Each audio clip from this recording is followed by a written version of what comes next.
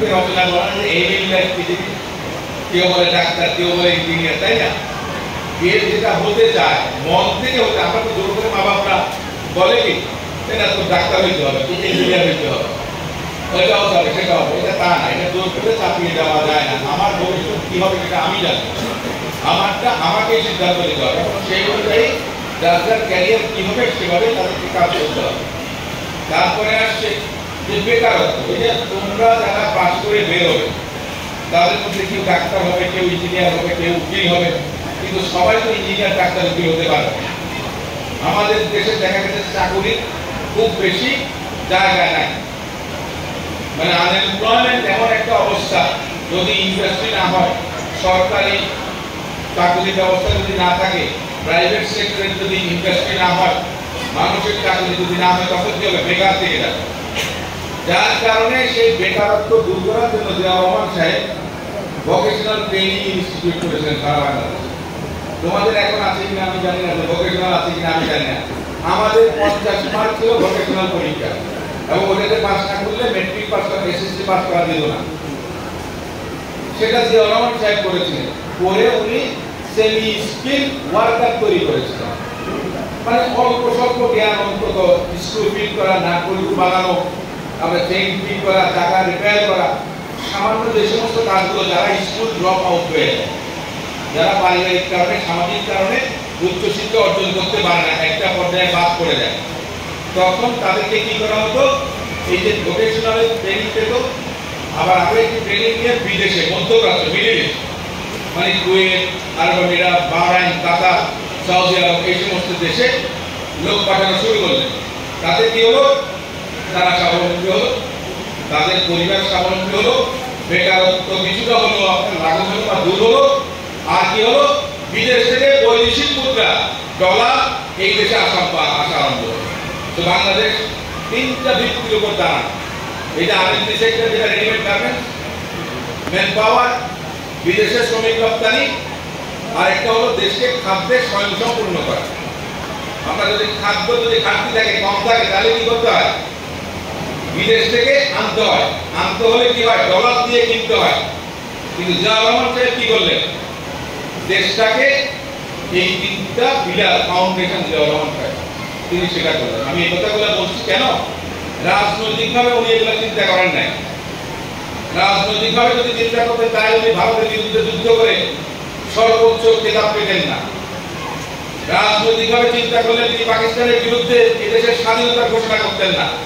সেই সময় তো উনি বিএনপিতেও ছিলেন না, বিএনপি তো তখন জন্ম হয় নাই, বিএনপির জন্ম অনেক পরে, 78-এর পরে 79 সালে। 78 সালে একটা দল করেছিলেন উনি, ঢাকা দল, সেটা অন্য নেতারা করেছিলেন। পরে উনি এই দেশে প্রেসিডেন্ট হয়েছেন। এই মানুষটা অল্পদিন বেঁচে ছিলেন, ষড়যন্ত্রকারীরা ওনাকে হত্যা করেছে, কিন্তু ওনার আদর্শটা তো হয়ে গেছে। এটাকেই আমরা চাই চালিয়ে নিয়ে। আজকে প্রধানমন্ত্রী শিশু সন্তানরা জানে না যে জিয়াউর রহমান সাহেব কে ছিলেন। অনেকে ওনাকে ভিলেনের মতো বানিয়েছিলেন।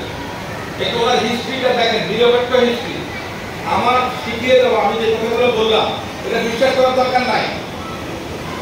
যদি সুযোগ পাওয়া তোমরা, আমরা অবসরে কি করি? বই পড়ি না, স্কুলে হোক, কলেজে হোক, এই বিষয়গুলো নিয়ে আমরা সবার সম্মুখে আমাদের উপস্থাপন করা উচিত বা উপস্থিত হওয়া উচিত। আমি ছাত্রছাত্রীদের উদ্দেশ্যে বলতে চাই, অনেকে কিন্তু বিগত 15-16 বছর এই দেশটাতে যে একটা বিজাতীয় সংস্কৃতি তৈরি হয়েছে, প্রতিহিংসা, রাজনীতি, মানুষের মধ্যে বিভাজন তৈরি করে দিয়েছে। আমি সাধারণ ছাত্রছাত্রীদেরকে বলি, ক্লাসে যে সবচেয়ে ভালো করে তার পজিশন কি বলা হয়? তাকে কি বলে? যে সবচেয়ে বেশি হয় ভালো রেজাল্টে প্রথম। জিয়াউর রহমান সাহেব সেরকম একজন মানুষ। উনি কোনো রাজনৈতিক দল করতেন, উনি সেনাবাহিনীর একজন মেজর ছিলেন। 1965 সালে পাক ভারত যুদ্ধে, তখন তো আমরা পাকিস্তানের অংশ ছিলাম, আমরা পাকিস্তান ছিলাম।